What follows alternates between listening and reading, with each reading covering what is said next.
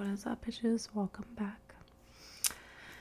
Recorded this many times. I didn't realize that I was recording on my thing, but not on my mic, so that's great. But we are here. I'm glad you guys are here. Almost done with this book. If you are new, do not worry. You do not have to go back to my videos to understand what it is that we're talking about. It's literally just talking about manifesting, how to be abundant, how to be the best version of yourself, basically. Stop procrastinating, like all that stuff. I recently just got a new book that I've heard so many good things about from like different sources, friends, podcasts, other books, other authors. It's called A Think and Grow Rich, which I think it also involves manifesting as well.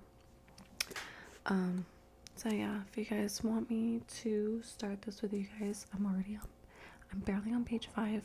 I'm fine with starting over. Yeah, so really excited. Let's just get into it.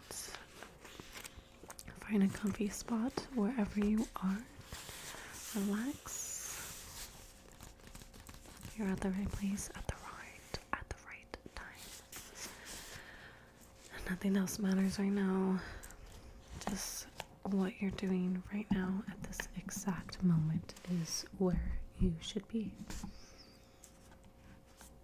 It's like if you're gonna like watch something, and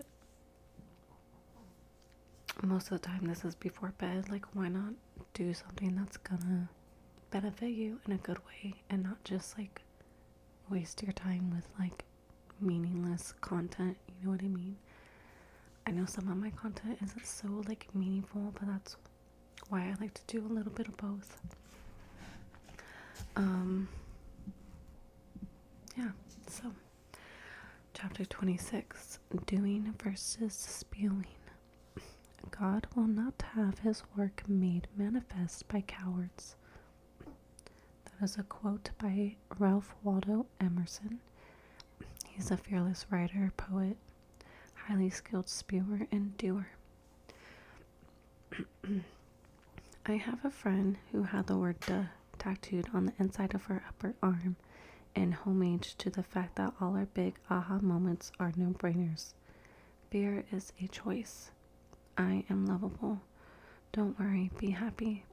Every time she high-fives or lifts her arm to see if she needs a shave, she gets reminded of how often the sublime lies waiting in the obvious.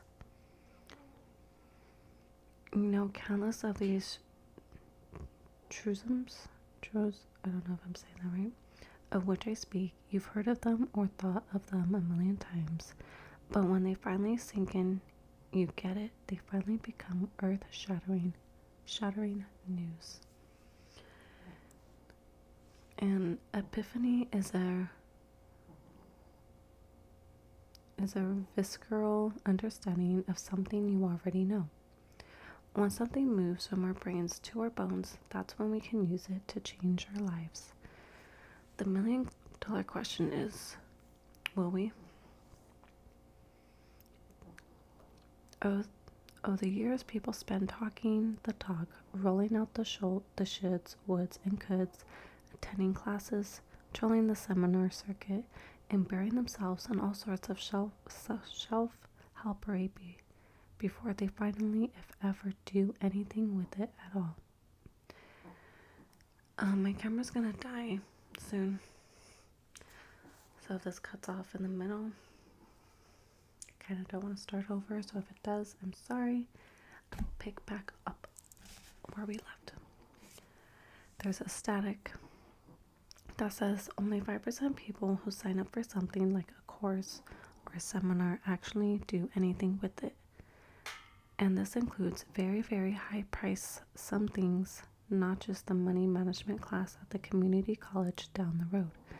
This is because lots of people wish for change, really, really want it, are willing to invest the time and money into it, but are ultimately not willing to get uncomfortable enough to actually make anything happen, which means they don't want it as badly as they say they do.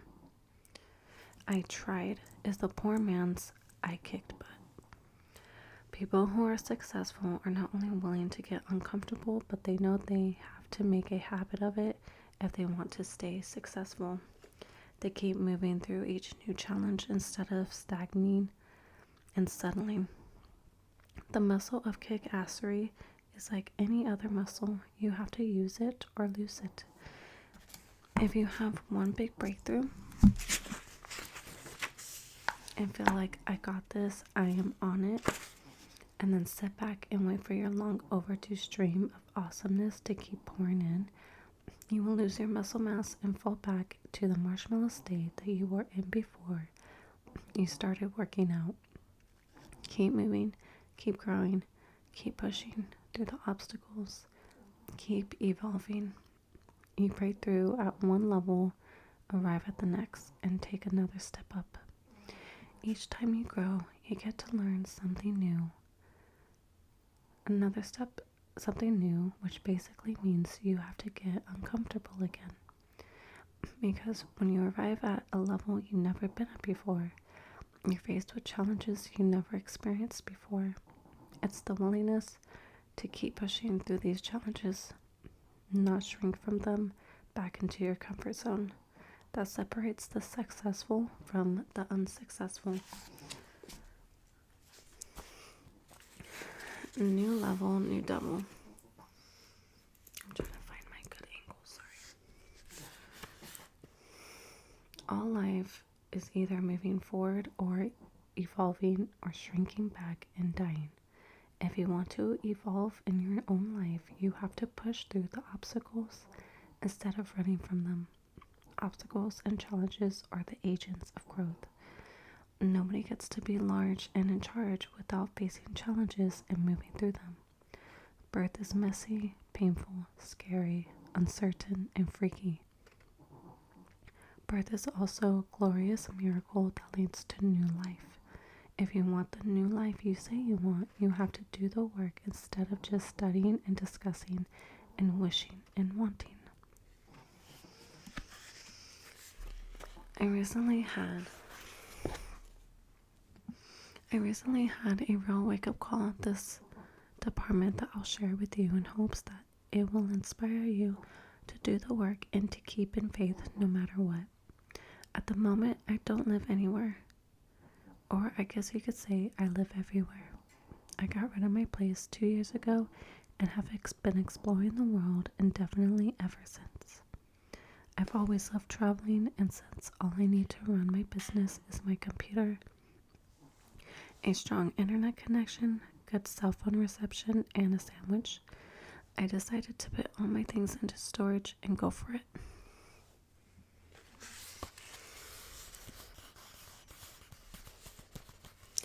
I saw this as a chance to walk my talk of living life on your own terms, to be the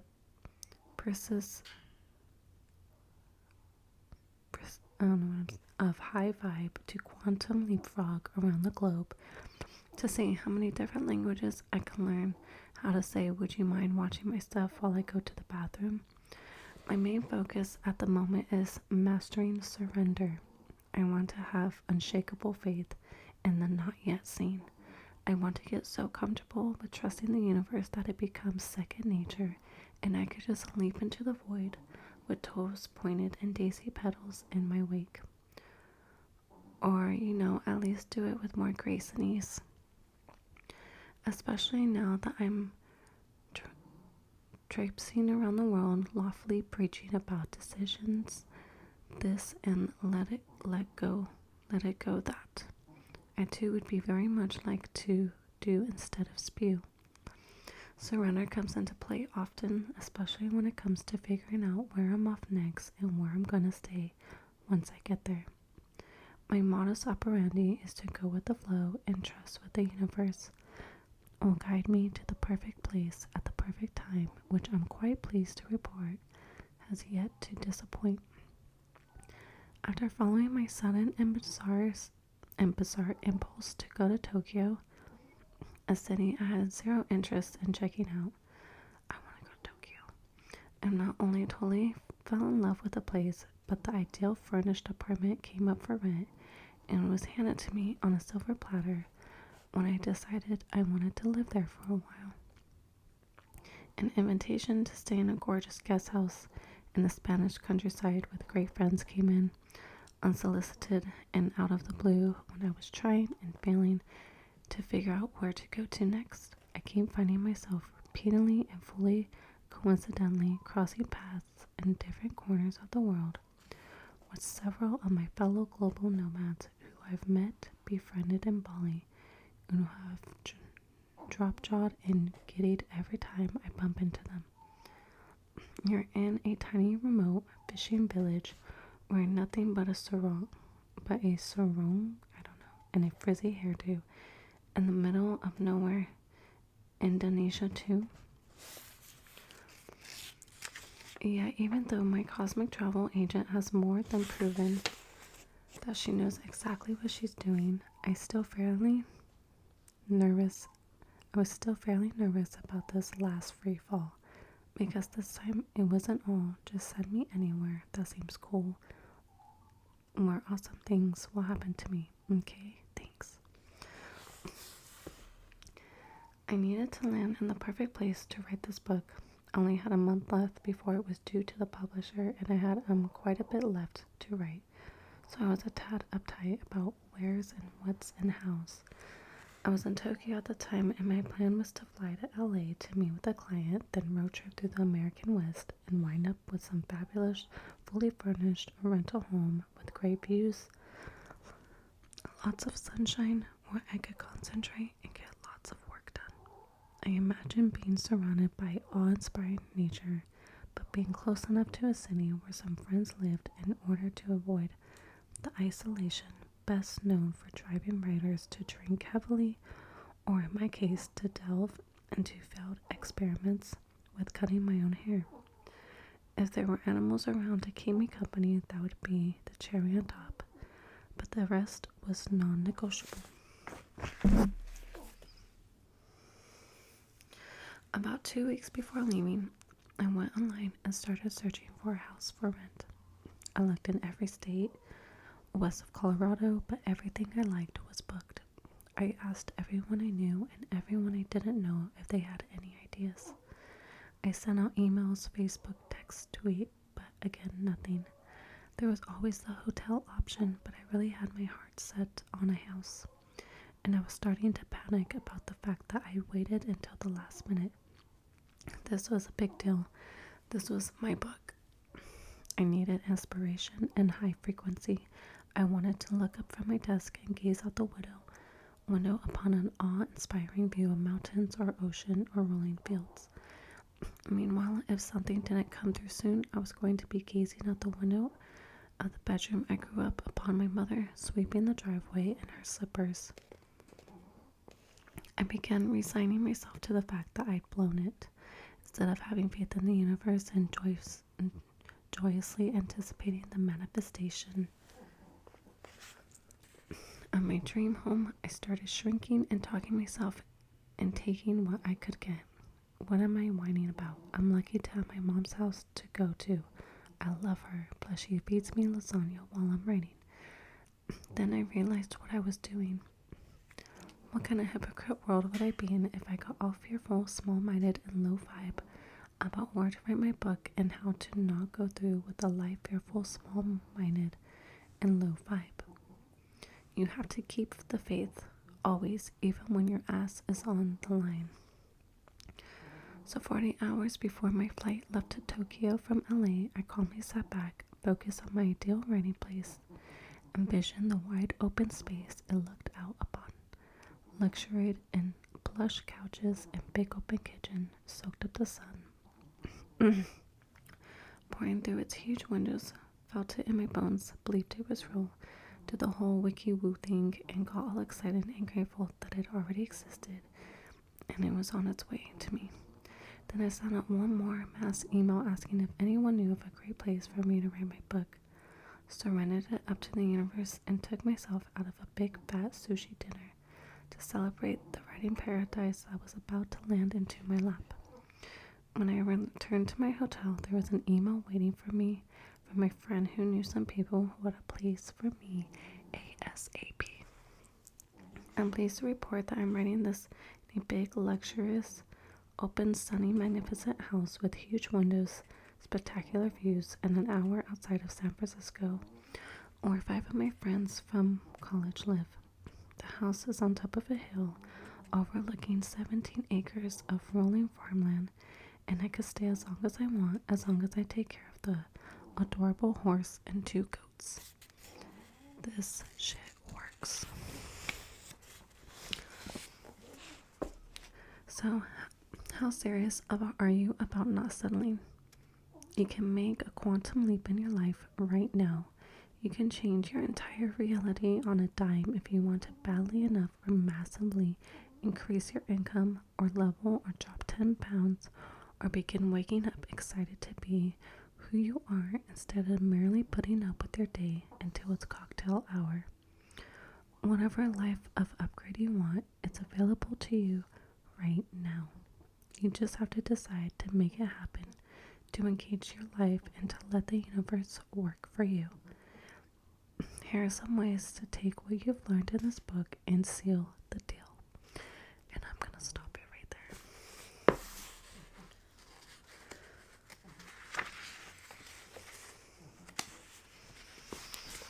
I mean, I always say the same thing after I'm done reading this, like any chapter from our book, but she's very inspiring and just, inspirational. And